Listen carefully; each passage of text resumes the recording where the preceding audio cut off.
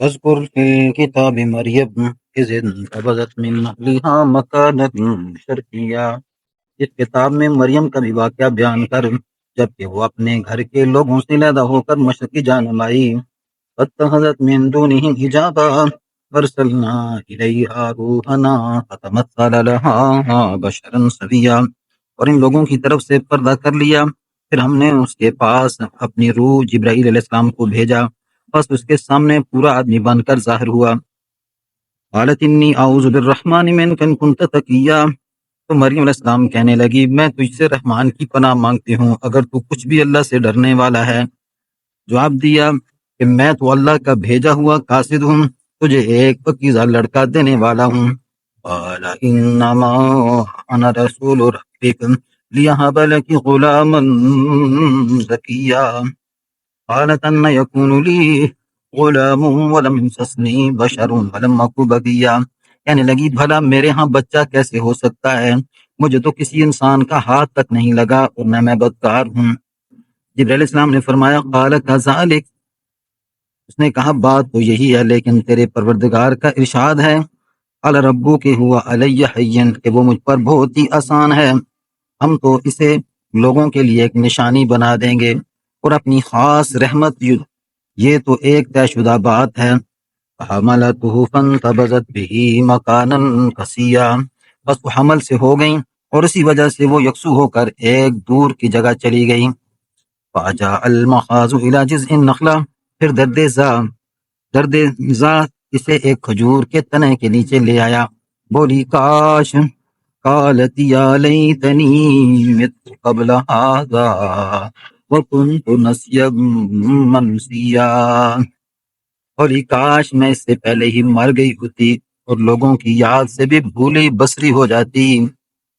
فناداها من تحتها الا تحزنی قد جعل ربک تحتک سریا، اتنے میں اسے نیچے سے ہی آواز دی کہ تو پریشان نہ ہو، تیرے رب نے پاؤں تلے ایک چشمہ جاری کر دیا ہے۔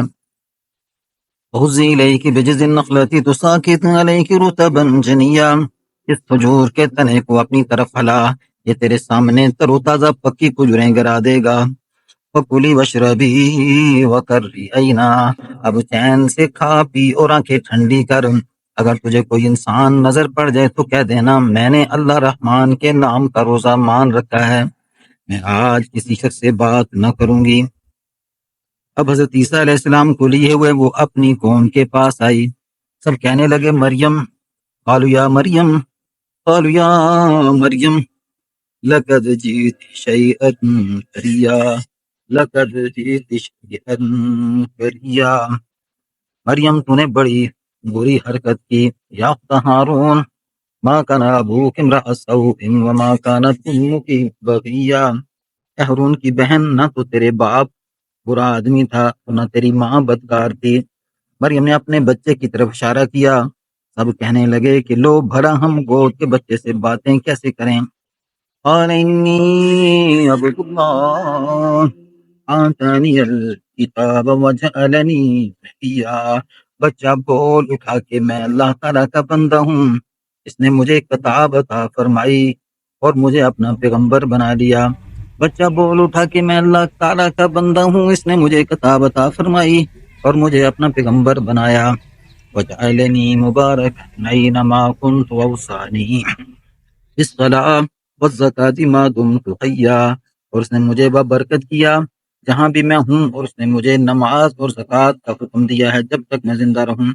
وبرا بوالدتی ولم یجعلنی جبارا شقیا، اور اس نے مجھے اپنی والدہ کا خدمت گزار بنایا اور مجھے سرکش اور بدبخت نہیں بنایا۔ والسلام علی یوم ولدت ویوم اموت ویوم ابعث حیا، اور مجھ پر میری پیدائش کے دن اور میری موت کے دن اور جس دن کہ میں دوبارہ زندہ کھڑا کیا جاؤں گا سلام ہی سلام ہے۔ ذالک عیسی ابن مریم قول الحق الذی فیہ یمترون، یہ ہے صحیح واقعہ عیسیٰ ابن مریم علیہ السلام کا، یہی ہے وہ حق بات جس میں لوگ شک و شبہ میں مبتلا ہیں۔ ما کان للہ ان یتخذ من ولد سبحانہ، اللہ تعالیٰ کے لیے اولاد کا ہونا لائق نہیں، وہ تو بالکل پاک ہے۔ وہ تو جب کسی کام کے سر انجام دینے کا ارادہ کرتا ہے تو اسے کہہ دیتا ہے کہ ہو جا، وہ اسی وقت ہو جاتا ہے۔ ما كان لله ان يتخذ من ولد سبحانه اذا قضى امرا فانما يقول له كن فيكون۔ اللہ تعالیٰ کے لیے اولاد تو ہونا لائق نہیں، وہ تو بالکل پاک ذات ہے۔ وہ تو جب کسی کام کے سر انجام دینے کا ارادہ کرتا ہے تو اسے کہہ دیتا ہے کہ ہو جا، وہ اسی وقت ہو جاتا ہے۔ فإن اللہ ربی وربکم فاعبدوہ ھذا صراط مستقیم۔ میرا اور تم سب کا پروردگار صرف اللہ تعالیٰ ہی ہے، تم سب اسی کی عبادت کرو، یہی سیدھی راہ ہے۔ فاختلف الأحزاب من بينهم فويل للذين كفروا من مشهد يوم عظيم۔ پھر یہ فرقے آپس میں اختلاف کرنے لگے، بس کافروں کے لیے ویل ہے، ایک بڑے سخت دن کی حاضری ہے۔ کیا خوب دیکھنے سننے والے ہوں گے اس دن جب کہ ہمارے سامنے حاضر ہوں گے، لیکن آج تو یہ ظالم لوگ سری گمراہی میں پڑے ہوئے ہیں۔ تو نہیں انہیں اس رنج افسوس کے دن کا ڈر سنا دے جب اس کام انجام کو پہنچا دیا جائے گا اور یہ لوگ غفلت اور بے ایمانی ہی میں رہ جائیں گے۔ خود زمین کے اور تمام زمین والوں کے وارث ہم ہی ہوں گے، سب لوگ ہماری ہی طرف لوٹ کر لائے جائیں گے۔